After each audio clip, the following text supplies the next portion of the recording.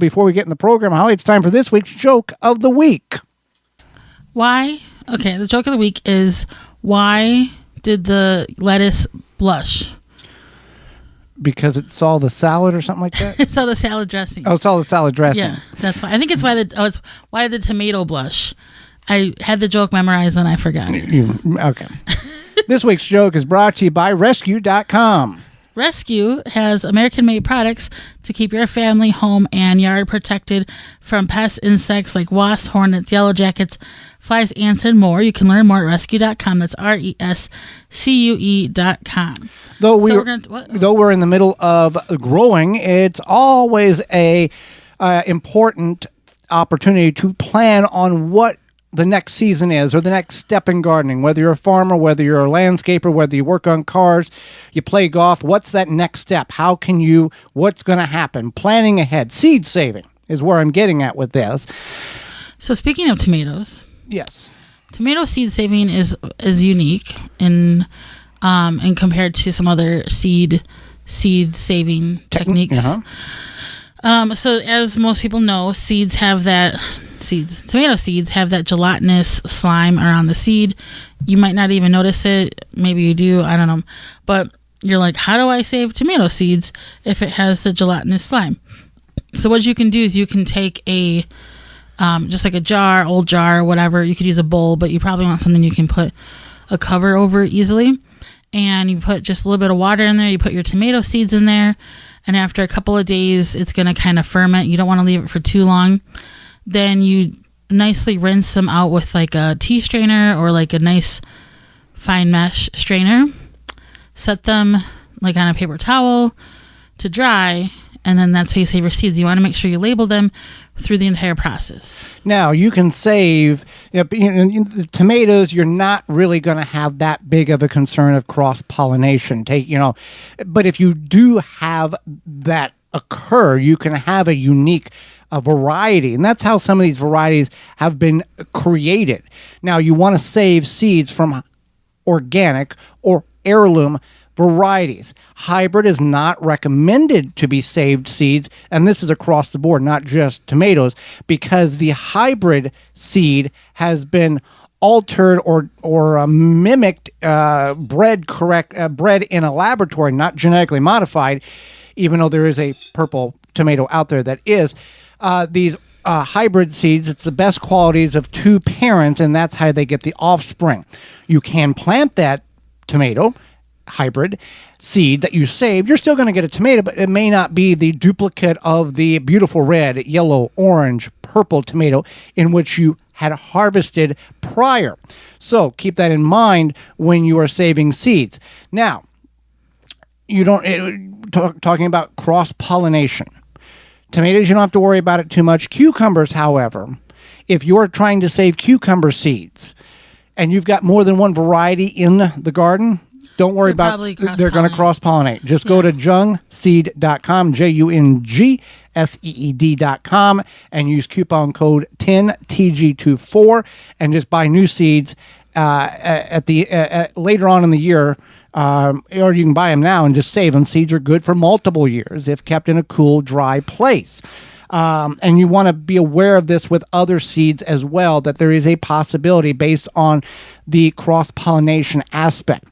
Bush beans, pole beans, simplistic to save. You just let them dry on the vine and harvest them.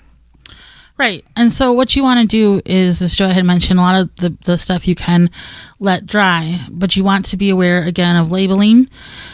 And then also... Oh, I'll remember the 27 tomato seeds that I saved on these plates. But it's not even that. It's also just like if you harvest all your beans and you're like, this bag is probably pole beans and this bag is probably bush beans, and then next spring you're like, what? Okay, which was which? So just make sure that you are labeling them. And then when it comes to the heirloom seeds versus the hybrid, again, Joey had mentioned that you want to make sure you're only saving the organic or heirloom. But if you want to save the hybrid and see what happens when you grow it, I would suggest doing that because it could be kind of interesting. Some indications, or some people have indicated that it takes about 7 years to get back to that that variety in which you wanted to save. The hybrid you bought and you save that seed, takes about 6-7 generations in order to get back to that. I don't know how accurate that is. But with tomatoes, with peppers, with anything that you're saving seeds on, you want to wait until that fruit is as mature, almost rotting off the vine, to make sure those seeds are as mature as possible.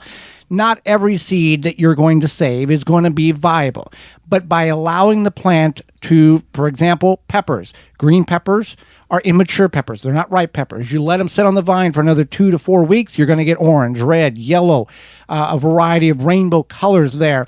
And that is the time in which the seed is at its peak viability. If it's not going to get, if it is not matured at that point, it's not going to. Now, you might ask yourself, why do I want to save seeds? Why do I want to save seeds? If I can just go to Junk Seed and order seeds, or, my cousin always has too many seeds, so I just take his seeds, whatever. You want these seeds over time, or these plants, vegetables over time, will become acclimated to your ecosystem, which I think is a really cool thing, especially if you are living in a spot for a long time, or will be living in a spot for a long time. Then over the time, saving them year after year after year, they'll become, for your little own backyard or front yard or whatever side yard ecosystem, and it could even become like more pest resistant or drought resistant or whatever it may be. Now, you can't sell those seeds and say they're drought resistant, right, but it will become more familiar to your home. So what that kind of means in a way is, if you live in Florida and you move up to Minnesota, there's a different type of weather conditions in Minnesota than there is Florida. You may not be acclimated or able to or enjoy the cold weather up there. Same thing if Minnesota goes down, Minnesota goes down to Florida. There's a difference in humidity. It's getting acclimated or accustomed to, I guess, in the most simplistic way of explaining the acclimating of the seeds in your own backyard.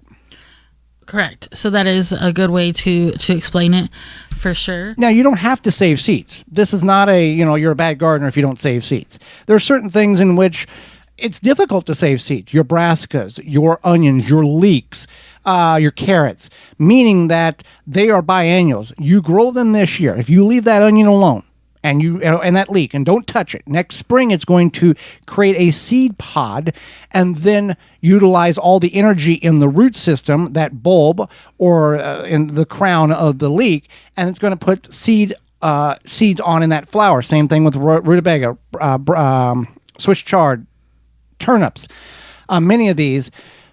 So you may not have the time or the space to utilize, hey, I'm going to leave this half of the garden alone for seeds, and now I'm going to plant. You've lost half of your growing ability. Right. Yeah. So it is smart to do what makes sense for you, and maybe you just don't have the time or patience. So when you store these seeds, you do want to store them like any other seed in a cool, dry area.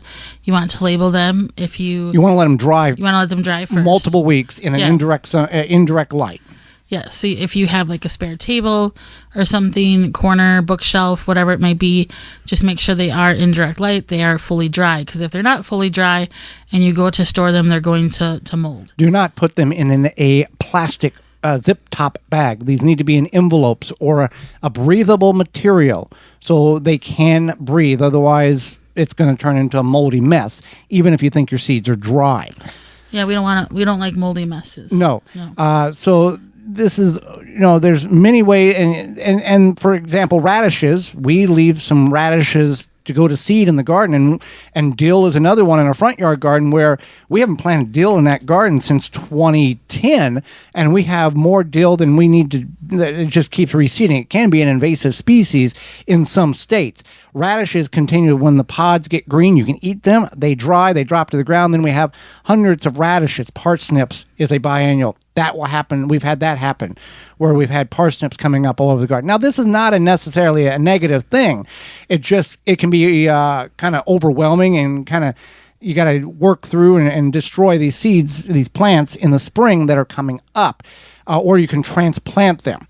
So you want to be smart about what you're letting go to seed. If you're going to do that, what is it? I want to call it permaculture, but I don't think that's the right term, where you let things go to seed and just let nature take its course. It can be kind of permaculture or self-sufficient, because you're letting nature drop the seeds and then it'll sprout. Well, we see this year after year in tomato gardening. The tomatoes drop, or they rot and they fall, and then you get the volunteers. We get the volunteer tomatoes. Yeah. So that can happen too, where you have the mystery tomato or the mystery whatever, and then you do grow that. So you are saving seeds, I guess, in a way. But that is important to know and be able to identify what seedlings look like, so you're not pulling them out thinking they are a weed. Right. I almost accidentally did that with some flowers I planted. The flower looked kind of like a weed, and I wasn't really paying attention. I almost pulled it out. So keep that in mind. Walton's Incorporated, keep those individuals in mind as well when it comes to your spices and your seasonings or tools that you need for butchering your harvest. Walton's knows that you care about the quality of where your food comes from. You can get the equipment, seasoning, and supplies to make sausage, jerky, and any other meat product to your high standards. You can also go to meatgistics.com. They have an informational, helpful community of over 15,000 users with the help and opinions of guidance of meat processing issues. They have decades of experience in the meat processing industry and are trying to bring the information for the home processor. Walton's has a full brand of stuffers, mixers, and now meat grinders. If you go to waltonsinc.com, you can find all the information. Meatgistics.com is the helpful community. You can use code GROW50, that's GROW50, to save 10% off your orders of $50 or more at waltonsinc.com.